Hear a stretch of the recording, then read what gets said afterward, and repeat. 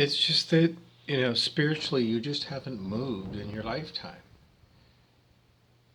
People knew about vegan, vegetarian people, I don't know, by the time I was 20.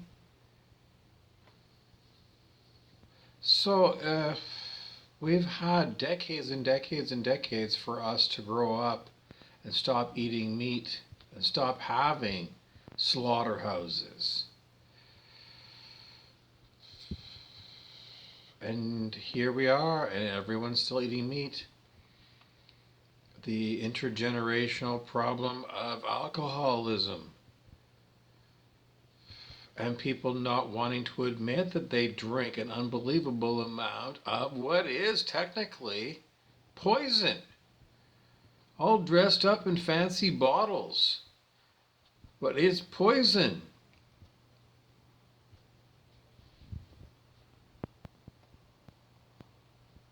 And to the toxic behaviors between humans. The basic control dramas of the Celestine prophecies. It's celestinevision.com or something like that. celestinevision.org.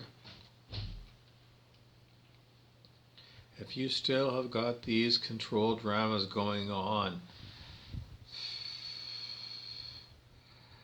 then you haven't grown spiritually. Because these are basic kindergarten levels of how to get along spiritually in a spiritual universe. Everyone says you're a spirit having a human experience. So when are you going to start growing? Changing from what you learned when you were a child by default. Now that you had so many decades as human, when are you going to pull up your socks and say, fine, I had so many decades of whatever I inherited. Maybe it's a hunting culture. Whatever it is, it's time to let it go.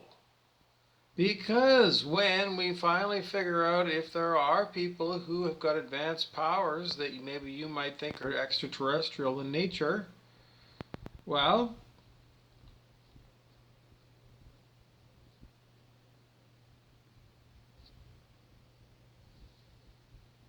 are there really reptilians? Because if there are, and you eat, beef cattle for roast beef, and the reptilians like to eat humans, well, maybe by law of vibration, Admiralty law, they'll be allowed to take you as food.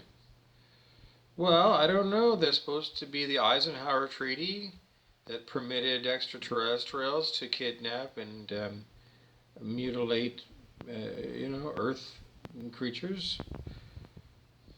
1956, let's say, that treaty, secret treaty, but openly talked about on the internet as if it could be true.